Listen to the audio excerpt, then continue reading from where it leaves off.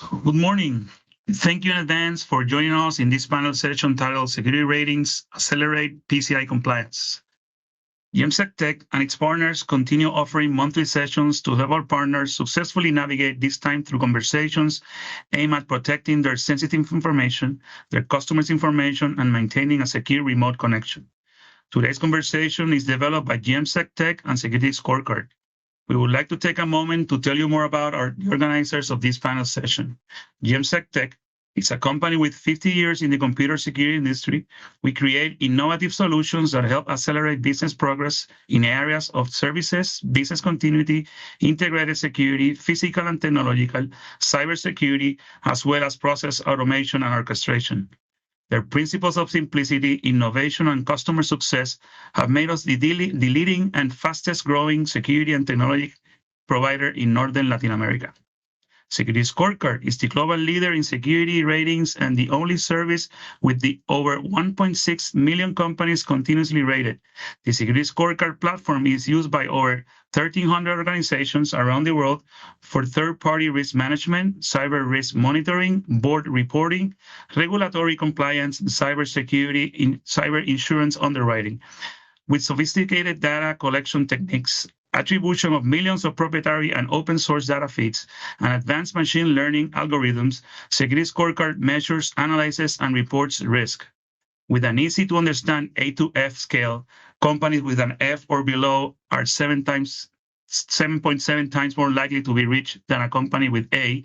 SecurityScorecard provides actionable information that can be used to drive remediation and reduce risk. Today, we will discuss security ratings, accelerate PCI compliance, the role of cybersecurity ratings in compliance. By the way, if you are interested in receiving an attendance of certification for CP credits, please let us know using the chat at the end of the session, and we'll gladly send you the certificate. Some general rules of engagement. There will be a 45 to 50-minute panel session. If you have any questions at any point during the presentation, we invite you to write them down in the chat so that we can answer them throughout the session. We will have all the lines on mute during the panel session. Without further ado, we have here Seth Wall, Cybersecurity Principal at SAIC, who will be moderating today's panel. Mr. Wall is a Navy veteran turned tech entrepreneur. Seth has developed hardware that allows for 4K streaming video, produced a device that detects and eliminates enemies' IEDs, and developed radio communication equipment for the next generation of fighter jets. After being featured in Forbes and BBC in 2015, Seth founded a cybersecurity intrusion detection company that was acquired by John McAfee in 2016. Seth is currently leading the NASA Web Services Office cybersecurity team. So thank you very much, and back to you, Seth. Welcome, and thank you all for joining us for this panel. Today we're going to discuss security ratings and their impact on PCI compliance.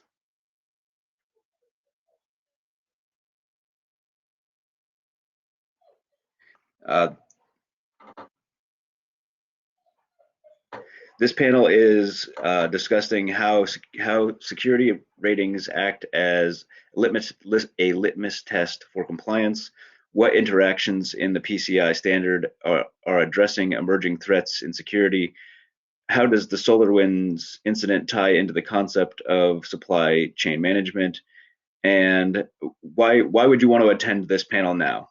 Well, the reason is because most breaches are results of third-party vulnerabilities. Now some quick introductions of our panelists. Is that you, Alex? Yep. So my name is Alex Hyde. I'm the Chief Research Officer at SecurityScorecard and also the co-founder and president of Hack Miami. My experiences working within the financial industry and essentially analyzing malware and web application attacks as they emerge. And up to you, Maurizio. Thank you very much, gentlemen. I'm Maurizio Cardenas. I am a CISSP, CISA, QSA. I've been in the IT side of the house blue team for 20 years. and I defected over to the compliance side of the house to be a QSA, evaluating firms on their PCI compliance and other frameworks that exist in the market for security posture for companies like NIST. Back to you, Seth. Great. So I just want to remind everyone that to please put any questions that you would like me to get in front of the panelists into the chat, and I will try to get them in as soon as I can. Segment 1 is going to be the what if game. In this game, I will identify a question that starts with what if. The panelists will provide a short response, and then add and, or, and they will discuss something that they could do and then expand upon it with and or they can also go against it and say, they can go with it and say and, or against it and say or, and continue on. So I'd like to start with Orencio and say, what if your third-party vendors could be evaluated in a manner that provided confidence in their security status? What could you do? So, my paradigm is from PCI in that box, right?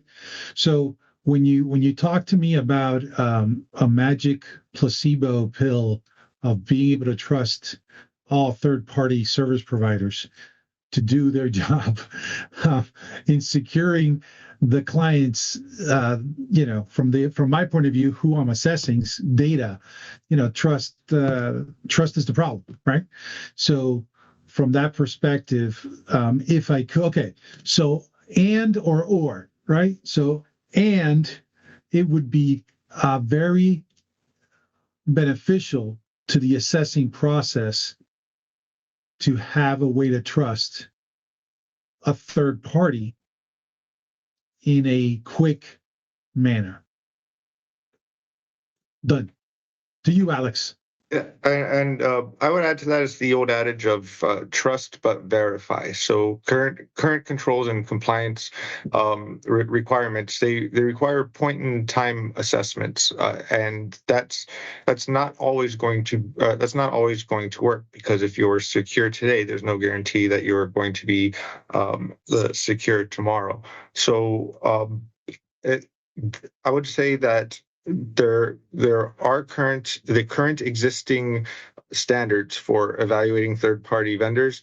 There's definitely room to improve, as the current frameworks are they're essentially point in time, and and I believe a continuous monitoring solution, or a continuous monitoring of PCI controls will go a long way to actually providing that oversight on third parties.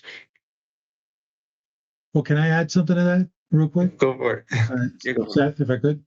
Yeah, go ahead. So when we look at the landscape of assessments, right? PCI being, the block and tackle of cybersecurity 101, at least for fraud, for credit cards.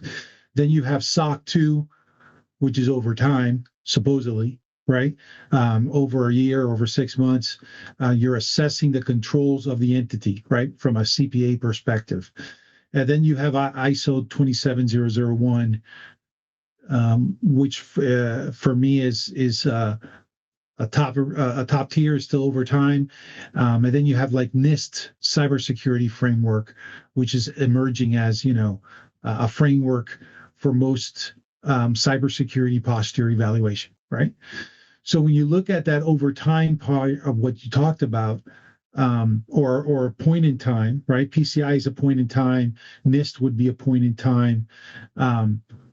That continuous part, you look at SOC or you look at ISO 27001 as a more international standard, to be able to look at a company's security posture and say, yeah, okay, they're secure as of this date versus they're secure practices over a year, which is what you want, right? I mean, as far as being able to say with authority, hey, you were secure the whole period of time. You weren't just secure one day.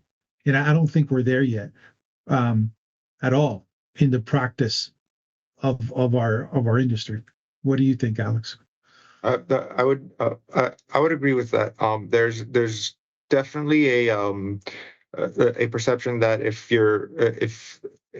you're compliant, you are secure, and that well, hopefully one of the messages I hope to be able to have the attendees take away from this panel is compliance does not necessarily equal security, but they do definitely go hand in hand, and one is not a substitute for the other.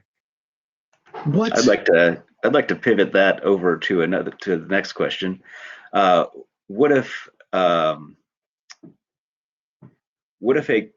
PCI secure community or company gets breached?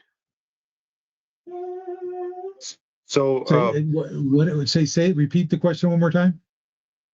So you have a company that is PCI compliant. They've checked all the boxes. What if they become breached? Which has happened. Why don't you take that first, Alex? Yeah, sure thing. So that's actually I guess some of the some examples we can bring up with that would be some of the larger credit card breaches from the last few years or so, the Home Depot breach, the Target breach. Those companies were essentially they were compliant. They had all their boxes checked, but what they were not on top of were essentially new emerging threats and vectors that actual criminals are using to get into their networks and exfiltrate stuff.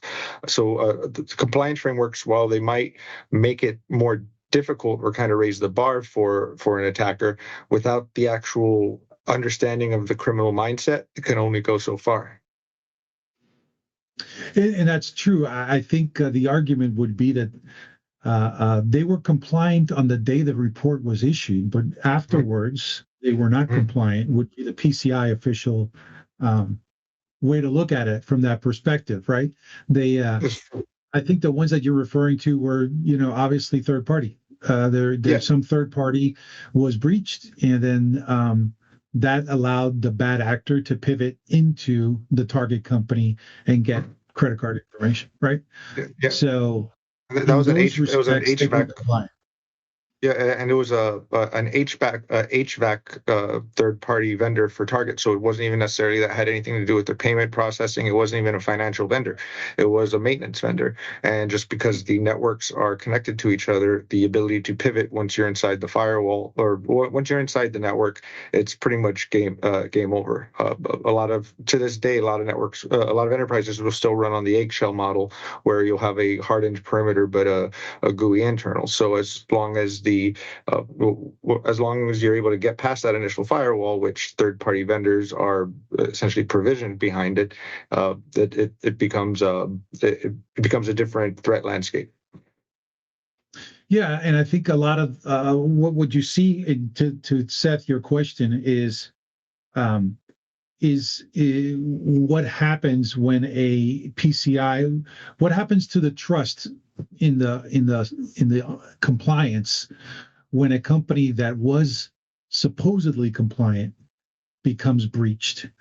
And I think it talks to that zero trust model where we're going towards, which is it's not if you're going to get breached, it's when you're going to get breached. And preparing the intent of PCI is for you, I believe, to have addressed all the parts that you need to have in place so that when you do have a breach, it's either minimized, or if you do have a breach, that it's caught early, right? And it be able to be investigated quickly, I think is part of it. As we go into the future of what PCI standards are going to try to do for companies. So you're right, being compliant with PCI doesn't mean that you're going to never be breached, because that's the bare minimum block and tackle of security posture for companies, right? There should be more to your security program for your maturity. So I think what I'm getting out of this is that that our compliance standards, that they provide a watermark, a highest watermark or lowest watermark. I want to pose the question: what if, so all of these standards are produced by either a company or a government entity? What if those companies become uneducated, uninformed about the cybersecurity landscape, or just become complacent and don't put the time in to produce proper standards.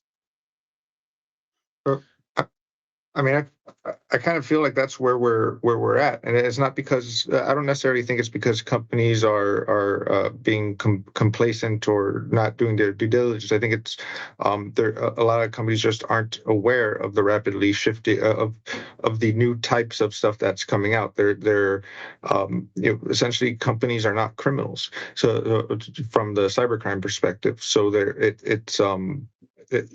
they have it's always a cat and mouse game, and unfortunately right now the enterprise is the mouse. So just to reframe the question, are you saying from the bodies that author the frameworks or standards, like they become complacent, or the actual? Yes, the bodies that produce the standards. So okay. I just to reframe what you're saying, Alex, because I think you said it from the point of view of the client, of the company. But if, like, what we can always say is, hey, I think the criticism that we're getting to is that, hey, the standard is so old that it doesn't address all these new stuff that bad actors are doing. So thus it's not an effective way to get real security because it's only a check. It's only checking a box. And I mean, in the sense of PCI, we're coming out with 4.0 now. It addresses, right? PCI has been, it's a prescriptive type of standard versus a suggested framework on which to hang your security, right? So that's something that I always liked about PCI is the fact that it is prescriptive. Do this and you will comply. From a business perspective, that makes it easy to plan and easy to go towards because you know authoritatively what you're being asked to do in order to comply, in order to be able to do your job or do your business, which is what ultimately they want to do anyway. They want to sell widgets. They don't want to care about security, right? So I don't think they're lazy. I think the standard evolves, and it's evolving now currently in PCI 4.0, which is coming out, which will address a lot of the new technologies and kind of change the idea of, hey, instead of being prescriptive and telling you what to do, some of these we're going to give you a broad framework as to how to address it. It's up to you, Mr. Businessman, an IT professional and security professional, as to how to meet the intent of the specific requirement, which I think makes it harder for auditors because now we got to kind of understand and do our homework when someone comes up with a newfangled way to address a concern. But it makes it more agile, to borrow a term from development. That's how to address requirements. Go ahead, Alex. I just kind of wanted to build on to the evolving nature of the PCI framework. So with these iterations and new versions that are coming out, they're definitely addressing a lot of the emerging threats. So, for example, the older versions of PCI, the older versions of PCI would say things like you must have encryption on your wireless networks, but it didn't necessarily say what type of encryption could be used. So then when when attacks against weak wireless encryption came out, the company could technically be PCI compliant, use encrypt as they're using wireless encryption, but since it's a vulnerable encryption, it was exploitable. And then as these new frameworks have come out, they've addressed it to be more specific of certain types of encryption ciphers that are acceptable, certain ones that are not. And it's again, like kind of like a phrase, it's a cat and mouse game. A lot of times those authoring the frameworks won't necessarily know what needs to be protected until there's already some digital bodies in the street, so to speak. Yeah, so to your question, Seth, it's not about, I think, these bodies being lazy in addressing. I think the market or the technology moves at a pace, and bad actors particularly work at a pace because they're the criminals trying to get around safeguards. I think the key is to have governing bodies authoritatively issuing out standards and frameworks, like the NIST one for CSF. I think just this year, January 5th, they amended the High Trust Act for HIPAA to address reasonable cybersecurity practices, which is new. That actually tells us, okay, we can use this to address HIPAA. We can use NIST CSF to do that, right? Well, okay, NIST CSF keeps evolving throughout every year. So as long as that allows us to address the regulation or the compliance to the regulation, we have some standard that's evolving constantly to use in the field for businesses. So there you go. Yeah. What is, I guess, in your guys' opinion, right now, the NIST framework, it has nothing in there that addresses cloud-based technologies. So I guess I'm kind of looking at what if these bodies can't keep up with technology? I guess this is kind of the same question. Let me just continue on. Sorry, I'm asking the same question again. Alex, let me ask you, how do security ratings assist with compliance, zero trust, and continuous monitoring? Sure. So security ratings provide basically an easy at a glance litmus test for an enterprise's overall cybersecurity hygiene.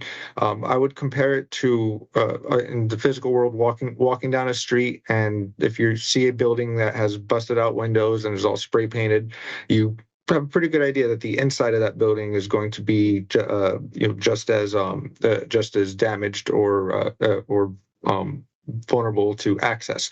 So by looking at cybersecurity ratings from the standpoint of sort of broken window theory, while a company that may have a high cybersecurity rating, like an A grade, it might mean that they are doing everything that's known to be supposed to be done to keep them compliant and secure, but it doesn't necessarily mean they're never going to be breached, because going back to what Horencio said, it's not a matter of if, but when, and what differentiates the winners from the losers is how does a company respond to the breach. Will they bury their heads in the sand, pretend it never happened, or do they disclose it right away and notify everyone and start implementing remediation and mitigation controls? So from the standpoint of security ratings, it's valuable to the executive board level, so they could just immediately know where they stand. The CISO has something that they can just immediately show, and then from the engineering standpoint, it shows them where all the low-hanging fruit are to be able to essentially tighten up shop, because the data points that make up a cybersecurity rating are the same data points that malicious actors are out collecting. The only difference being the ratings companies will create a grade and the malicious actors will drop a payload. Yeah, and from this is I get paid not to trust a lot, right? So when you tell me that a security scorecard or a security rating is a litmus test, to your analogy, right? Trust but the building analogy, in your comment before, which is trust but verify, I got to go in that building, right? I can't just look at it from the outside and make a judgment. I can get a feeling from the outside, but that can be a facade. Same way for an A rating company, where they can look good from the outside, but internally they can be a hot mess, right? So, absolutely. And I think that is that's my takeaway, or my response, to the what if question. What if it was just a facade, right? And how do I trust that score from that source? So I guess the way I would retort to that is you have to go into it understanding that the security ratings are from an outside-in perspective. So a lot of times we don't have direct access to the internals of the network because we're doing external scans, much in the way that hacker group would be doing it. So it's yes, trust but verify, which is why as opposed when you basically these scores that we create, we allow the users to be able to drill down and actually get down to the IP address level and so see the actual IP that's causing the issue and exactly what caused that flag, and then we'll provide the information to get that resolved and so forth. And will it catch everything? It's definitely not going to, and we're not claiming that it's going to. But what it will catch are the low-hanging fruit from the outside that the bad guys are seeing and attacking. True. Okay, From that OPSEC perspective, it's is your continuous company's presentation OPSEC to the world sufficient, or bad, definitely. So with the we now have vendors that are providing things like what is it, DFAR, certifications and stuff like that. All these things where we have vendors actually going in and checking the networks and providing certification. If they're providing that go in and check, do you feel that you need to go in and check as well, or can you have a third party that does that? So from a compliance, from a compliance perspective, PCI, NIST, whatever, ISO 2701, it's all about third party, TPSP, right? Third party service providers. And you're assessing a company who has these guys working for them, doing stuff for them on the back end or in the network. So I, as an assessor, have to identify that and then go, hey, this third party that you have transmitting your jewels, your crown jewels, whatever they may be, as far as your company's concerned, how do you trust them? Well, I trust them because the sales guy came in and gave me a presentation and they said they're great. Okay, that's not sufficient for me, right? So either the third party has to provide some trusted certificate by a third party, someone who doesn't work for them, right? Somebody third party, to say, yep, these guys are good because we evaluated all these data points and we see that they're secure and they're using best practices. So your company can trust it, and we're certifying that they are trustworthy, right? If that was the case, the assessor would go, all right, I think you're being assessed by a recognized cybersecurity practice. I'll accept that report as you complying with the things that PCI require you to do for a third-party validation. That's the process, right? If the service provider has not done that, now I, as the assessor, have to make a determination and have to ask that service provider a bunch of questions and validate them myself, which tends to be not such a good time, right? I mean, especially if that service provider doesn't have a process for this. They're just trying to sell their widgets to the company and they're not answering questions. So when you tell me that there's third parties creating certifications in order to validate a service provider's security posture, that's great, but it depends on who they are, right? It always depends on the source for me. Alex? So we're 30 minutes into the podcast now, and it's now time to segment over to our second segment, which is the rapid fire session. I'd like to go ahead and just kind of build on top of this and say, over a long period of time, we've seen that if somebody provides a certificate, it doesn't mean that it's good. You know what I mean? Everybody has a different benchmark of certification. So does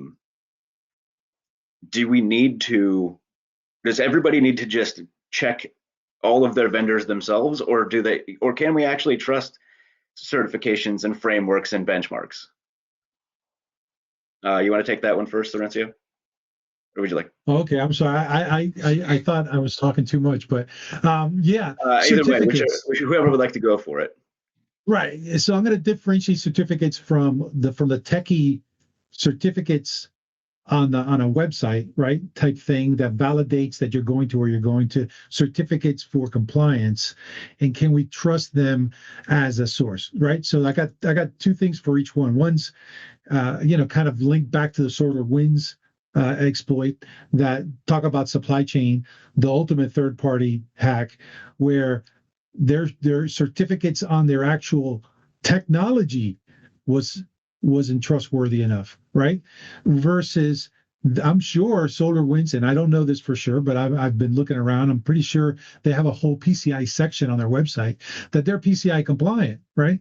But yet this breach occurred, and it compromised a plethora, a cornucopia of third parties were breached because of that, right?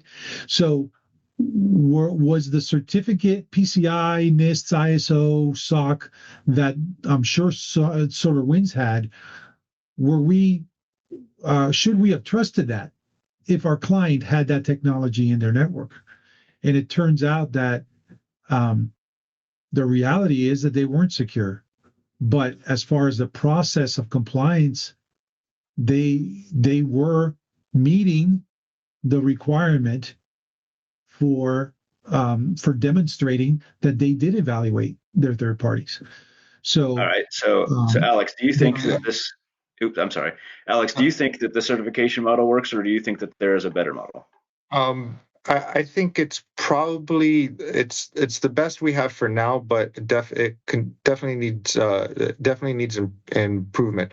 What the specifically the SolarWinds incident showed is, even if you have, because the SolarWinds is a cybersecurity product, it's so even if you have a product or a solution in place that's intended to keep you secure or increase your compliance, that in itself can become the vector of attack. And we saw that with SolarWinds, and it's also not the probably the first time it's happened at this scale, but the vulnerabilities in firewalls and other security controls that happens frequently. And now because it's moved to a third-party system, instead of just affecting one enterprise, it's going to affect every enterprise that's making use of that service. And just to kind of, if I could add we're in another segment, but that doesn't apply. Yeah. But the behavior of these companies is key as well. The good citizenship of these companies to disclose quickly is essential in the process, instead of obfuscating and hiding behind layers of disclosure that wouldn't, you got to be able to see what the mistake was made in order to avoid it in the future. So the fact that they're disclosing and hopefully it isn't punished by the market, it's rewarded because they did the right thing to allow us to be able to respond. So yeah, unfortunately, the only way to stay ahead of this stuff is to observe the injuries of peers, and basically when you see someone hit their head, you wear a helmet. That's basically where we're at. Okay, so recently we've had the FireEye hack followed by the SolarWinds hack, and it looks like now there's potentially a Malwarebytes hack. So now we have all of these third-party protective services or applications that are everywhere. They're all being hacked. Is there anywhere safe anymore? Do you guys think there's anywhere safe, or do you just consider every single piece of software, every single network to be an adversary? I would say every single piece of software and network has the ability to become adversarial, and it doesn't necessarily mean they're all already compromised, but there's definitely always going to be the risk that they can, at the flip of a switch, become that way. And the mention of the Malwarebytes breach, that's media is right now attributing it to the same group that took on SolarWinds, and I mean, once again, they're attacking security software, software and programs that are used as compliance controls. So that's but to me, that's a quite interesting development, because not only is there an attack on the third party, it's an attack on the third party services which supply compliance services. So that's really throwing everything on its head. Which is brilliant. I mean, as a bad actor, they're attacking the tool that's used to attack them. Disable the defenses. And it's putting us back. I akin it to being back in 1995, right? It set back security to a point of like, okay, well, the tools that we used to hear about and say, check, yep, you're secure if you're using this. Now we're questioning their validity. This goes to the root of requirements and categories in NIST and PCI, right? Hey, do you have antivirus? Yeah, but or I have endpoint. It's not antivirus anymore, you dumb assessor. It's endpoint security now, and your standard isn't up to date. Well, okay, well, you have endpoint. That's the same as AV. I'll explain how it is a match for that technology, but now even that's been breached to a certain degree. And can we trust that, especially from advanced persistent threat and lateral movement on the network? I think this highlights the need for segmentation as a requirement for security, not just a nice to have, right? I don't know if you can speak to that, Alex, or Seth, but that's the only way to defend against this is to isolate and segment so that you don't have that easy pivot. My opinion. So we're seeing now that that companies who use infrastructure as code and have immutable containers running their applications and have the ability to spin up and burn all of their assets at a whim, they're significantly more secure because they have no footprint. Everything can be burnt and built in an instant. But our NIST framework has no provisions for cloud and no provisions for this. Do you think that we should be? My question is, do you guys think that we should be completely rebuilding the all computing from the ground up because everything is being squashed down, or should we continue down the path that we're going and just build on top of what we've already done? Do we need to rip and replace everything, or just continue building? Continue building. Yeah, this is an evolving thing. I think the standards and the frameworks that are out there address all the key components, the block and tackle of what we need to do. It's how we assess it to validate security that needs to change, right? Containerization is a big technology now. It's not just virtualization where you have a host. Well, how do you assess that from a security perspective? How do you make sure that transmission of data is secure? There's a lot of different tools out there that do that, but you gotta gather evidence, which takes time, which costs money, right? So I would add to that. We definitely don't want to tear and start from scratch, because there are controls in there that are still quite applicable, and it's just a matter of growing them and evolving them. And kind of just harkening back to one of the points Orencio made about the hacking in the 90s, it's kind of like that again. It is the 90s again standpoint of the ease of an attacker, especially with the deployment of IoT devices. There's old protocols like Telnet and FTP that were frequently used in the 90s, kind of died out, and are now back with a vengeance, higher amounts than ever before. I would definitely say building upon the existing frameworks as opposed to reinventing them, because that will it would result in companies kind of setting themselves behind again. Great. We got a question in the chat here. I'm going to say this wrong probably. Yadira Crespo asks, When MCVS give vendors certified to be a partner on new products such as tap on phone / tap to phone, they indicate that they do not need to be PCI certified. The vendors indicate that the VS or MC laboratories have validated the product. In this case, what is the council's pronouncement? All right, so I was typing something back to that user, and I think thank you, Yadira Crespo for the question, but I know that assessors and lawyers get a bad rap for this, but it depends, right? Is the answer? It depends on the scenario, right? So if this is a technology, let's say. There's a solution for processing credit cards, and they're adding tokenization technology to their solution, right? And they want to offer this and say that it's PCI approved or PCI compliant. Well, it depends on the card brand, but Visa requires a readiness assessment be done about the solution, right?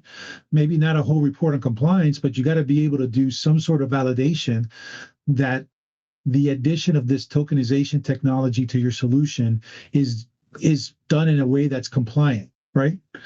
So it's not that they don't have to be PCI compliant, is that they have to address it. So there's like there's a third party security assurance information guidance on the PCI website that'll disclose what they have to be able to do.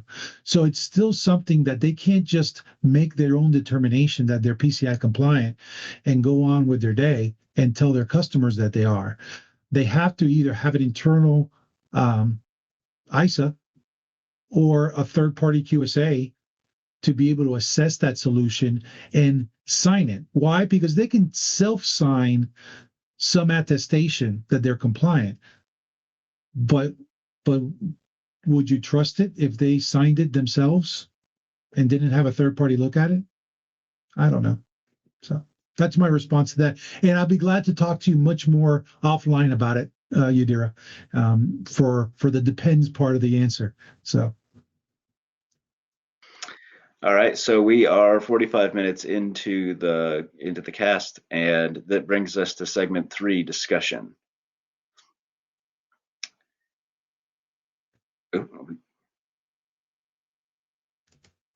Pedro would like to know if SSC is SSC and AVS, could it be used in place of an AS? I'm sorry, is SecurityScorecard and ASV, could it be used in place of an ASV?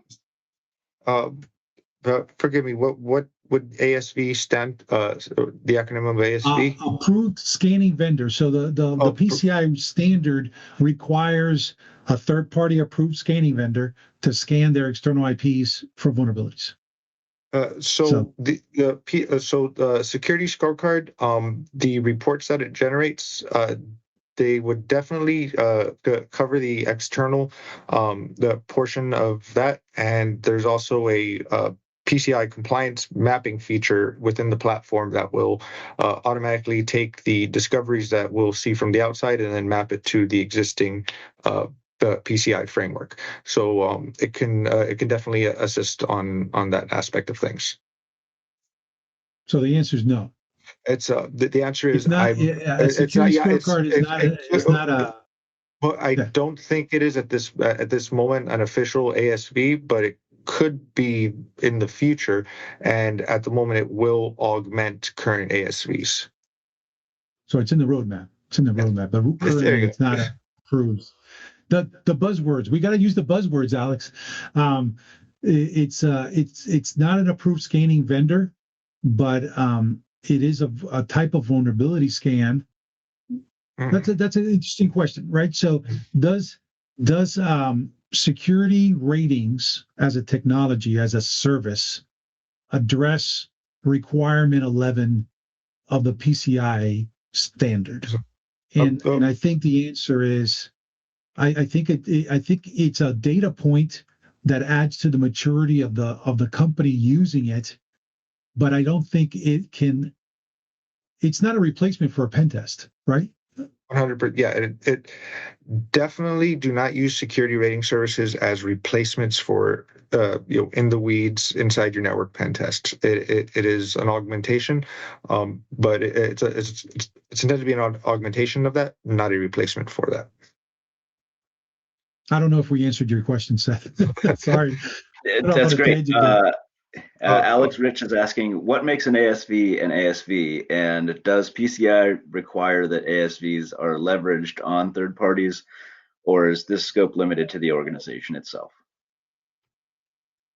I can take it. So what makes an ASV an ASV? The fact that the PCI Council has awarded to them that they are an approved scanning vendor, right? So it holds that authoritative power which the council, the PCI Security Council bestows upon that vendor as an approved scanning vendor. And there are an array of different technical things that a vendor has to do to be able to be bestowed with this ASV title.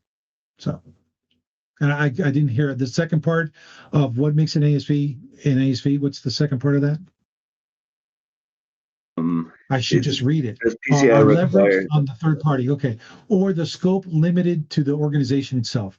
So the scope of an ASV is limited to the external pen tests or the external IPs on which could impact the card data environment, right? So if you have a website that is taking credit card payments, well, the IP on the internet of that website would need to be scanned for vulnerabilities, especially if you were hosting it. So, and to make sure it's secure. If it's on AWS, if it's hosting data or it's storing data on AWS, where the IP addresses of AWS have to be scanned, right? So that's what makes it. So it seems that third party or not, as long as it's being used, it needs to be scanned. Correct. So we're looking at going trustless on our networks, but then we have bestowed powers in terms of our PCI compliance, and they're bestowing. You are now an ASV, you are now an ASV. Do we need to go trustless with that as well? The trustless part, I think, is the part that you should be scanning your own stuff as well, right? Mm-hmm. The PCI Council needs to trust somebody, and they've given ASV scans that title of trusting them officially for the report.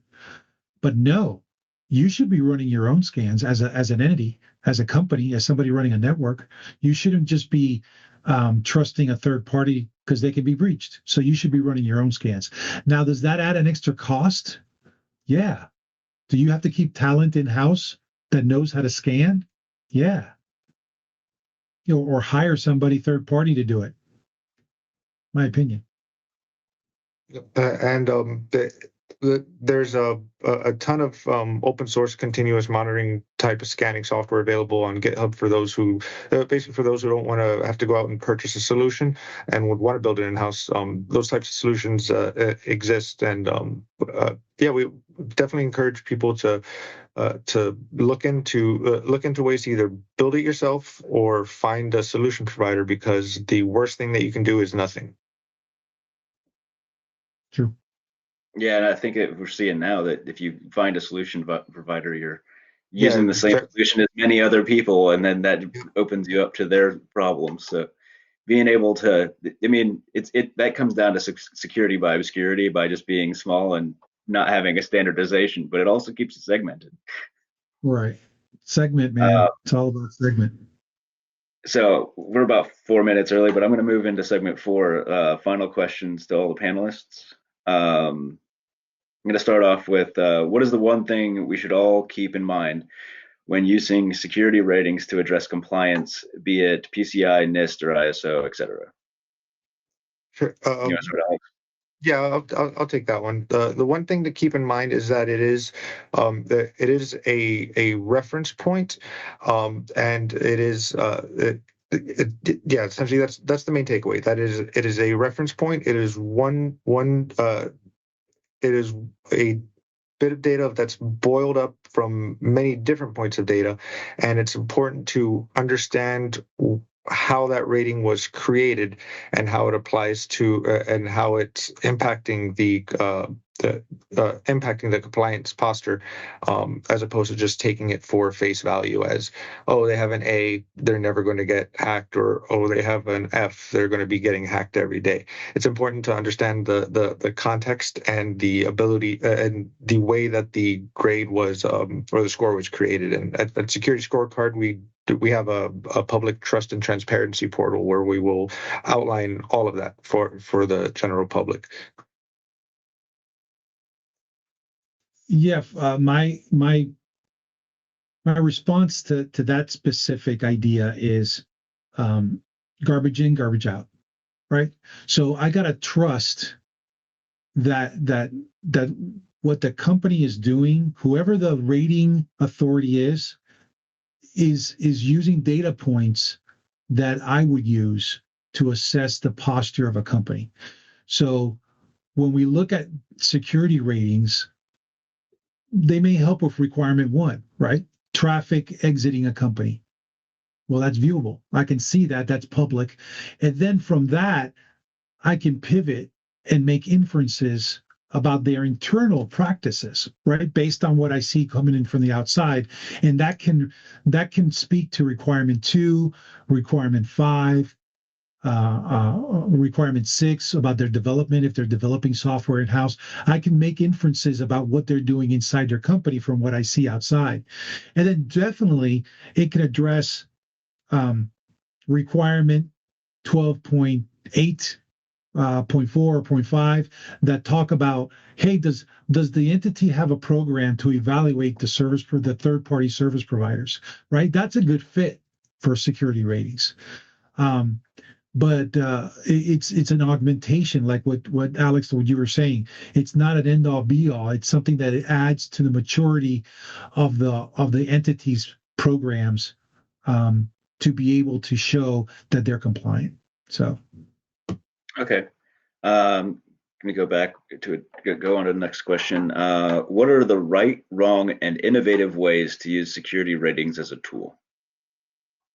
So I sort of touched on this a bit. I would say the wrong way to use it is just to take it as the end all be all. That that the security rating is the final word when it comes to an enterprise security hygiene.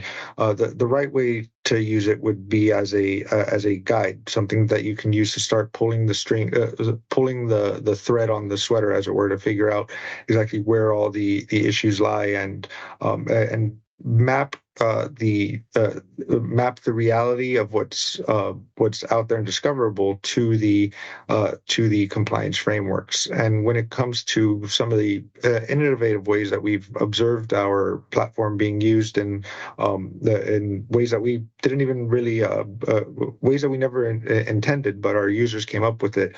A lot of times we've had users who will use the IP discovery feature of the security ratings platform in order to discover rogue assets or shadow IP addresses that are online that they didn't know existed. And we've had some interesting results and feedback with that.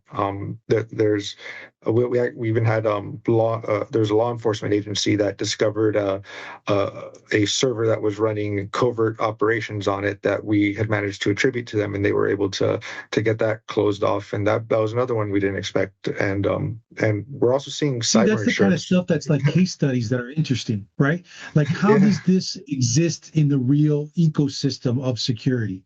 And I think one of the questions that we had was, hey, you're telling us stuff we already know. Do you have case studies about it? And yeah, I think they do exist. But one of the case studies that I would use if they existed was definitely as a vet for my third parties, because it would be a red flag if they had an F, right? And I would want to dig down and then eliminate them as a service provider if they didn't have satisfactory answers, right? That's the low-hanging fruit, the way I see it, because if they can't answer why they have a D, and when we dig down, we haven't shown a security scorecard here for people to look at. But you can dig down into that detailed report and say, hey, look, you're being flagged as a D because of this, or because of these 5 things. If you fix this, you'll be an A or whatever, your score will go up. Because I think a lot of what isn't discussed, at least for this security ratings discussion, is, they got to be managed. Like one of the things that I was thinking as an idea was like an organization like MITRE, right? Which is a trusted third party to evaluate, vulnerabilities and attacks. Is a private company ever going to be able to present trustworthiness enough to rise to that kind of level? And Alex, this is a question for you, I guess, for me. How do you address that? Yeah, you're ultimately a third party yourself. Right? Yeah, so one of the ways that we are addressing the trust issue is through our trusted transparency portal, which I posted a link into the chat room, which basically outlines all the data points and how we do what we're doing. And I also just wanted to add that when a company wants to see their scorecard for themselves, or they want to improve a grade, we don't charge for that. Anyone can come in and see their grade, and we'll provide a path, basically a road to success. So if you have a D now and you want a B, we'll tell you which are the issues to fix to get you up to that standard that you want to be at. So it's not so much that we're rating you, shaming you, and that's your grade and that's it. We're showing you that this is what we have. This is what the internet sees. This is what we're seeing, and this is what other people are seeing, and this is what you can do to basically make yourself less of a target. Understood. We're getting near the top of the hour, so I think sure. Yeah, I think that's about it there. Alex, do you want to take Alex Pascal? Do you want to take it over and close this out? Sure. Thank you very much, guys. Orencio, Alex, and Seth. Great talk. If we weren't able to get every question, or if there's any more questions to be asked, we'll be sending out a thank you note later today, and we'll be glad to coordinate any meeting with Alex and Orencio for further conversation. And by the way, if you're interested in receiving an attendance certification for CB credits, please let us know using the chat. Put your name and your email so we can send that CB certificate to you guys. And we will leave the open the webinar for 1 more minute so we can get all those names and emails. And thank you very much for your time, and have a wonderful rest of the day. Thank you. Ciao. Thanks for having us, and thanks for joining everyone.